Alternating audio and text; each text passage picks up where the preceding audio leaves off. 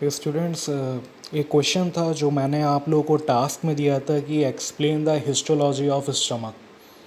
तो अ, तो कई स्टूडेंट्स को ये कंफ्यूजन था कि वो हिस्टोलॉजी ऑफ स्टमक और स्मॉल इंटेस्टाइन में कंफ्यूज हो जाते थे। तो पहले तो मैं आप लोगों को बता दूं कि stomach is a part of GIT tract. ठीक। तो स्टार्टिंग में हम लोगों ने क्या पढ़ लिया था, we have studied about the, पहले क्या आता है हमारा माउथ आता है ना, माउथ आता है, फिर फिजिक्स आता है, फिर फूड पाइप आता है जिसे ईसोफेगस कहते हैं, फिर आपका स्टमक आता है ना, स्टमक के बाद स्मॉल इंटेस्टाइन आता है, फिर लार्ज इंटेस्टाइन आता है ना, रेक्टम, ये सब आता है फिर। ठीक। तो स्टमक के बारे में हम लोग थोड़ा सा देख लेते हैं क्या क्या चीज़ें हैं। तो स्टमक क्या होता है, जे शेप्ड हॉलो ऑर्गन है। अब it is present under the diaphragm. ठीक है।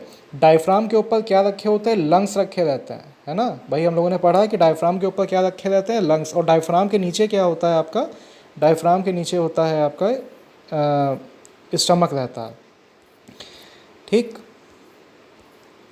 और जो हमारा स्टमक होता है वो जे शेप्ड ऑर्गन है, जे शेप्ड ऑर्गन है। और स्टमक को ड्रॉ कैसे करना है ये भी मैंने आप लोगों को बता दिया था। तो आपको स्टमक बनाने के लिए पहले जे बनाना पड़ता है, और जे बनाने के बाद आप इस तरीके से ये बनाते हो, स्टमक का डायग्राम ऐसे बनाते हो। तो ये पार्ट क्या होता है, और ये स्टमक जो होता है ये 1 से 2 लीटर खाने को एक बार में स्टोर करता है। ठीक है। अब स्टमक की जो ये वॉल है ये 5 लेयर की बनी होती है। ठीक है। वो 5 लेयर कौन कौन से हैं हम लोग देख लेते हैं। तो स्टमक की वॉल 5 लेयर की बनी हुई है, और वो 5 वॉल हैं आपकी। सबसे अंदर की जो वॉल होती है इसे कहते हैं आपको म्यूकोसा। म्यूकोसा के बाद जो वॉल आती है आपकी मस्कुलरिस इंटरना। इसके बाद क्या आती है, सब म्यूकोसा। उसके बाद मस्कुलरिस एक्सटर्ना, एंड सबसे बाहर की जो वॉल होती है वो होती है आपकी सिरोसा। ठीक है। तो अगर मैं जीआईटी अगर ड्रॉ करूँ यहाँ पे, या तो ड्रॉ करने का मतलब ये आपको समझ नहीं आएगा क्योंकि ये स्टमक है। अगर मैं यहाँ पे स्टमक बनाता हूँ, ठीक है, तो ये याद रखना कि स्टमक अंदर की तरफ से अगर शुरुआत करे तो अंदर अगर मैं 1 लिख दूँ और बिल्कुल बाहर की तरफ अगर 5 लिख दूँ, ठीक है, तो 1 आपकी आती है म्यूकोसा, बिल्कुल अंदर वाली आपकी म्यूकोसा। और सबसे बाहर वाली क्या है आपकी सीरोसा। ठीक है। अब कोई कंफ्यूजन तो नहीं है, ठीक है ना। तो ये आप लोग को याद रखना है, ये 5 लेयर आपको याद रखने ही रखने। ठीक। अब ये इंपॉर्टेंट है यहाँ पे कि inner most part of the stomach, यहाँ साफ साफ लिखा है इनर मोस्ट का मतलब होता है बिल्कुल अंदर। ठीक है। Inner most part of the stomach is very thick and contain several fold card rocks, and they contain different type of tubular glands. ठीक है। तो हिस्टोलॉजी ऑफ स्टमक में आपको ये 5 लेयर तो याद रखनी ही रखनी है।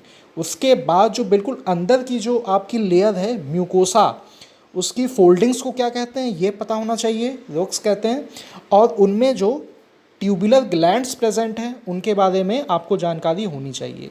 अब ये कौन कौन सी ग्लैंड्स हमारे स्टमक में प्रेजेंट होती हैं, ये हैं आपकी पेप्टिक ग्लैंड। पेप्टिक ग्लैंड को चीफ सेल भी कहते हैं। पेप्टिक ग्लैंड क्या रिलीज़ करती है, पेप्सिन। ऑक्सेंटिक और पैराइटल ग्लैंड प्रेजेंट होती हैं जो क्या रिलीज़ करती हैं, HCl। म्यूकस ग्लैंड प्रेजेंट होती हैं जो क्या रिलीज़ करती हैं, म्यूकस। ठीक है। इसके बाद आपका क्या है भाई, जी सेल भी प्रेजेंट होती हैं म्यूकोसा में, स्टमक के जी सेल भी प्रेजेंट होती हैं। तो जी सेल क्या रिलीज़ करती हैं, गैस्ट्रिन। ठीक है। जी सेल क्या रिलीज़ करती हैं, इस तरीके पेप्टाइड हार्मोन रिलीज़ करती हैं, गैस्ट्रिन। अब गैस्ट्रिन का काम क्या है, गैस्ट्रिन बहुत ही इंपॉर्टेंट है। क्यों इंपॉर्टेंट है, क्योंकि गैस्ट्रिन क्या करता है, आपके ऑक्सेंटिक या पैराइटल सेल को ये स्टिमुलेट करता है गैस्ट्रिन कि भाई HCl ज़्यादा से ज़्यादा रिलीज़ करो। अगर HCl रिलीज़ नहीं करोगे तो प्रोटीन का पार्शियल डाइजेशन नहीं होगा। ठीक है।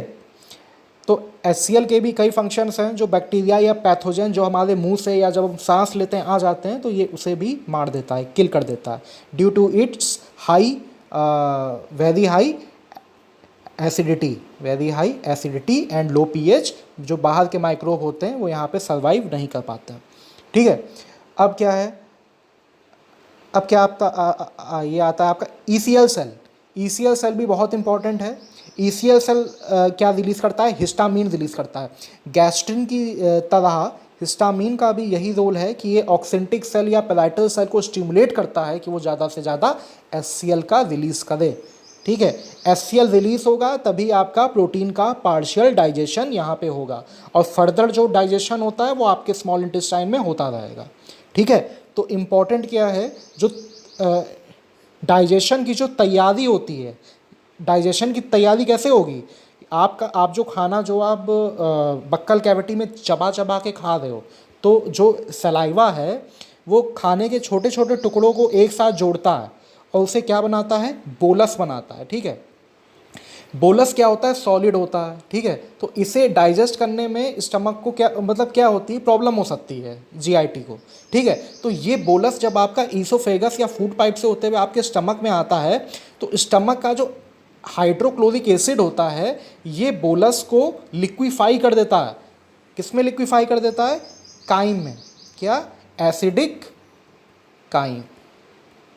ठीक है ना, तो अगर ये काइन फॉर्मेशन नहीं होगी तो डाइजेशन जो है वो ठीक से नहीं हो पाएगा। तो ये प्रोसेस बड़ी इंपॉर्टेंट होती है। अब इसके बाद एक सिक्रीशन आपका और आता है जिसे कहते हैं गैस्ट्रिक जूसेस।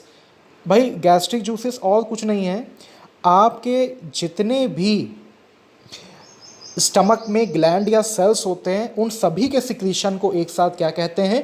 गैस्ट्रिक जूस कहते हैं। ठीक है, इनके फंक्शंस हैं यहाँ पे लिखे हुए, ये सब आप लोग याद कर लेना। ठीक है, तो इसमें अब मुझे लगता है कोई कंफ्यूजन नहीं होना चाहिए कि स्टमक के कौन से सेल हैं, कौन क्या कहाँ पे है। बस आपको इतना याद रखना है कि जो आपके ऑक्सेंटिक सेल हैं वो आपके फंडिक रीजन में प्रेजेंट होते हैं। ऑक्सेंटिक सेल को पैराइटल सेल भी कहते हैं। जो ईसीएल सेल होते हैं जिन्हें इंट्रोक्रोमैफिन सेल होते हैं और क्या रिलीज़ करते हैं? हिस्टामीन रिलीज़ करते हैं। ये आपके पाइलोरिक एंट्रम पार्ट में प्रेजेंट होते हैं। और ये क्या है? ये क्या है? बॉडी पार्ट है। यहाँ पे आपके जी सेल प्रेजेंट होते हैं जो क्या रिलीज़ करते हैं? गैस्ट्रिन। और आपकी पेप्टिक ग्लैंड्स भी all over the body and fundic region present होती है और वो क्या रिलीज़ करती है? पेप्सिन। ठीक है, तो चीव सेल या पेप्टिक ग्लैंड पेप्सिन करती है रिलीज़। तो यहाँ पे जितना भी आपका हो रहा है, सिक्रीशन हो रहा है स्टमक का, सब एक साथ मिलके बनाता है गैस्ट्रिक जूसेस, जिनका पीएच 1 से 3 के बीच में होता है। ठीक है, तो गैस्ट्रिक जूसेस जो हैं इनके जो फंक्शंस हैं ये नीचे लिखे हुए हैं, और ये पीडीएफ मैंने ग्रुप में डाल दिया, इसकी अच्छे से आप लोग स्टडी कर लेना, और कोई कन्फ्यूजन हो तो क्वेश्चन मुझसे पूछ लेना।